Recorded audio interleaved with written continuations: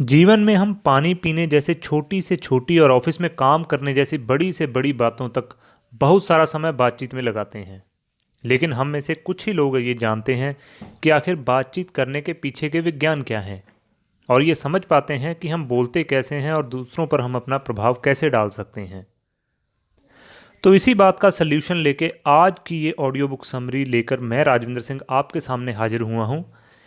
किताब का नाम है टॉक, जिसे लिखा है एलिजाबेथ स्टॉक ने। एलिजाबेथ लवबर्ग यूनिवर्सिटी में प्रोफेसर हैं, जहां वो बातचीत के क्षेत्र में माहिर हैं। उन्होंने CARM यानी कन्वर्सेशनल एनालिटिक रोल प्ले को जन्म दिया है, जो बातचीत में पैदा होने वाली समस्याओं और पैटर्न की पहचान करने के लिए उसी दौरान हुई बातचीत की रिकॉर्डिंग का उपयोग करती है। उन्होंने बातचीत से जुड़े काफ़ी क्षेत्रों में काम किया है और लोगों को सुझाव दिए हैं, जिसका उन्हें पॉजिटिव रिजल्ट मिला है। तो बिना देरी किए आज की किताब शुरू करते हैं, जिसका नाम है talk bye Elizabeth stock, only on from किताब यूट्यूब चैनल। अगर देखा जाए तो बातचीत यानी टॉक एक औजार है। वास्तविकता में ये बहुत ही लचीला और ताकतवर औजार है, जो हमारे पास हमेशा उपलब्ध रहता है। इसे हम अपने रिश्ते बढ़ाने, मजबूत करने, झगड़ा ख़त्म करने, कुछ खरीदने बेचने, सहायता मांगने लेने तक सब में उपयोग कर सकते हैं। बात करने के जरिए से हम किसी को सुझाव देने लेने से लेकर उन्हें खुशी या परेशान करने तक इस्तेमाल कर सकते हैं। लेकिन हम में से काफ़ी लोगों को नहीं पता कि ये औजार कैसे काम करता है और इसे कैसे अच्छे परिणामों के लिए उपयोग किया जा सकता है। इसी समस्या को दूर करने के लिए बातचीत विश्लेषण यानी कन्वर्सेशन एनालिसिस काम में आता है। ये हमारी बातों को एक पैटर्न में सामने रखने में सहायता करता है। इन्हीं पैटर्न की मदद से हम बात में छुपे हुए मतलब को समझ सकते हैं और होने वाले मनमुटाव और झगड़ों से बच सकते हैं। तो आइए इस बातचीत के रहस्य की दुनिया में आगे बढ़ते हैं और जानते हैं कि कैसे हम कुछ शब्दों का उपयोग अपने प्रश्नों में करके एक नहीं को हाँ में बदल सकते हैं। टॉक यानी बात के छोटे छोटे टुकड़ों में बांटकर आप देखेंगे हमारी बातचीत एक पैटर्न बनाती है। ये समझना बहुत ज़रूरी है कि जब हम बात कर रहे होते हैं तो हम असल में एक प्रोजेक्ट पूरा कर रहे होते हैं। ये एक पिज़्ज़ा ऑर्डर करने से लेकर प्रमोशन के लिए पूछने तक कुछ भी हो सकता है। जो कुछ भी है, आप और आपके साथी एक प्रोजेक्ट को पूरा करने में सहयोग करते हैं। बातचीत में मोड़ बहुत ही महत्वपूर्ण भूमिका निभाता है। आप देखेंगे कि बातों में मोड़ जोड़ों के रूप में मौजूद हैं। बात का एक मोड़ दूसरे मोड़ को जन्म देता है। जैसे आप उदाहरण के लिए समझ सकते हैं कि अगर कोई आपको नमस्ते करता है तो आपका उत्तर उसी समय नमस्ते होगा, या फिर अगर आपसे कोई प्रश्न करता है तो आपका जवाब उसका उत्तर होगा। एक आदमी बोलता है और दूसरा उसके चुप होने तक का इंतज़ार करता है और फिर उत्तर देता है। परंतु अगर आप इसमें गौर करते हैं तो समझेंगे कि बातचीत में होने वाली समस्याओं की जड़ यही है, क्योंकि अगर आप संकेतों को गलत समझ लेते हैं और उनके ख़त्म किए बिना ही उसका उत्तर देने लगते हैं, तो यह एक छाप छोड़ सकता है कि आप ध्यान से नहीं सुन रहे थे। अगर आपका पड़ोसी आपके गुड मॉर्निंग का जवाब कुछ ऐसे देता है, आपको अपने कुत्ते के भौंकने के बारे में कुछ करने की ज़रूरत है, तो वो पहल करने वाले हैं। उसकी मांग सही भी हो सकती है, लेकिन बातचीत को आगे बढ़ाने से पहले गुड मॉर्निंग का जवाब ना देना ये अनुचित के रूप में सामने आता है। मोड़ लेना पहले कठिन लगता है, लेकिन एक बार जब आप इस कला में महारत हासिल कर लेते हैं तो आप बातचीत को आसान बनाने की कला में तरक्की के रास्ते पर आगे बढ़ चलते हैं। नर्म शब्दों का प्रयोग बातचीत में बहुत ज़रूरी होता है। चाहे आप अपनी माँ के साथ फ़ोन पर बात कर रहे हों या टैक्सी ड्राइवर के साथ चैटिंग कर रहे हों, आपकी बातचीत हे या हेलो और शुरुआती पूछताछ व्हाट्सएप या कैसे, आप क्या कर रहे हैं, ये बातचीत के शुरुआत में अपने आप ही निकल आते हैं। लेकिन क्या ये अर्थहीन है? तो जवाब हाँ भी है और नहीं भी। एक तरीके से बातचीत के शुरुआती प्रश्न अर्थहीन हैं। ये सूचना मांगने वाले प्रश्न नहीं है और आपका दोस्त एक ईमानदार उत्तर की उम्मीद नहीं करता। यदि सोमवार की सुबह आपका दोस्त पूछता है आप कैसे हैं और आप कहें मेरी गर्लफ्रेंड और मेरे पूरे वीक लड़ाई चली है। सच कहूँ तो मैं इस वीक काम करने के लिए पूरी तरह तैयार नहीं हूँ। ये उत्तर सत्य है, लेकिन पूरी तरह से गलत भी है। जब आप कैसे हैं का जवाब मैं ठीक हूँ से करते हैं, तो आप बातचीत को आगे बढ़ाने के संकेत देते हैं और रिश्तों में मजबूती बढ़ती है। ठहराव और भराव वाले शब्द जैसे सो, ओह, उतने ही ज़रूरी हैं जितने कि उनके साथ आने वाले शब्द ज़रूरी हैं। ये गलतफहमी है कि जब कोई बातचीत में उत्तर देने से पहले रुक जाता है तो वह सुनी गई बात को समझने की कोशिश कर रहा है।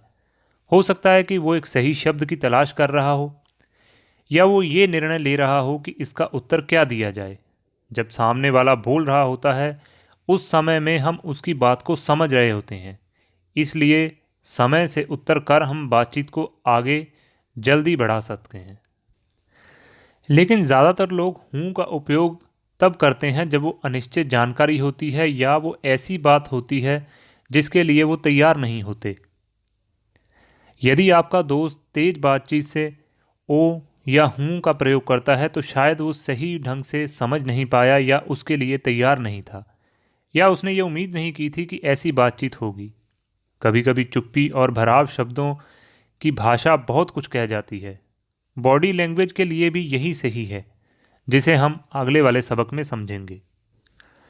और अगला सबक है, करनी कथनी से हमेशा ताकतवर नहीं होती। आपने कभी सुना है कि 93% बातचीत शरीर की भाषा से होती है? ये बिल्कुल गलत है। जादुई नंबर 93% मनोवैज्ञानिक एल्बर्ट मेहरबिन के एक अध्ययन से आया है, लेकिन ये अध्ययन वास्तव में बहुत ही सीमित था। इसमें श्रोताओं से कहा गया कि उन्हें स्पीकर द्वारा बोले गए सिर्फ एक शब्द से उसका मूड जज करना है। मेहरबिन ने खुद बताया कि अपने शुरुआती अध्ययन की सीमाओं से परे ये आंकड़ा पूरी तरह से गलत है। जाहिर है कि शारीरिक भाषा बातचीत में बहुत महत्वपूर्ण हिस्सा निभाती है। वास्तविकता में हम सिर्फ शारीरिक भाषा से भी बातचीत कर सकते हैं। उदाहरण के तौर पर भीड़ वाले एक होटल में इशारे से पानी का गिलास मांगना या फिर अलविदा कहना। सच तो ये है कि अगर शारीरिक भाषा वास्तव में इतनी प्रभावी और व्याख्यात्मक होती तो ये कहीं अधिक उपयोगी होती और हम केवल इशारे में बातचीत करने में सक्षम होते। वास्तव में ऐसा लगता है कि करनी हमेशा कथनी से ताकतवर नहीं होती, लेकिन हमारा द्वारा चुने गए शब्द हमारे द्वारा किए गए कार्यों और प्रतिक्रियाओं को प्रभावित कर सकते हैं। तो आइए आगे बढ़ते हैं और जानते हैं कि जो आप चाहते हैं उसे पाने के लिए शब्दों का प्रयोग किन तरीकों से किया जाए। आपके द्वारा चुने गए शब्द दूसरों की प्रतिक्रियाओं को प्रभावित कर सकते हैं।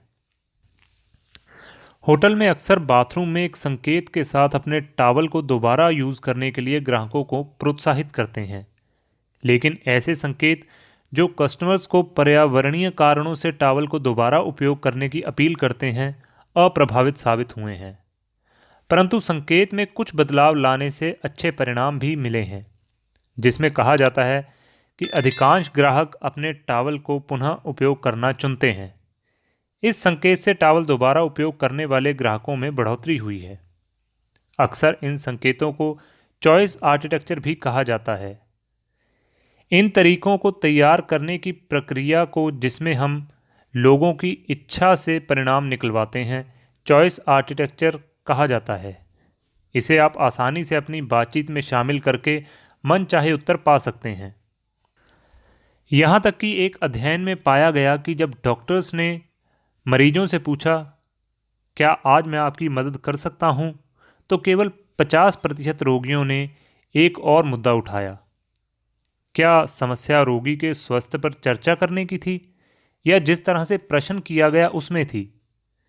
लेकिन जब डॉक्टरों ने इसी प्रश्न को दूसरी तरह से पूछा, क्या कोई और समस्या है जिसे आप बताना चाहते हैं या शेयर करना चाहते हैं, तो 90% रोगियों ने हाँ में जवाब दिया। दोनों प्रश्न बंद थे, जिसका अर्थ है कि वे हाँ या ना में उत्तर देने वाले प्रश्न थे। दूसरे प्रश्न पर इतने अधिक रोगियों ने हाँ क्यों कहा? उत्तर किसी भी और कुछ के उपयोग में छुपा है। कोई भी शब्द ना को दर्शाता है, जिसका अर्थ है कि हम नकारात्मक बातों में ही इसका अधिक बार उपयोग करते हैं। जैसे मेरा कोई दोस्त नहीं है।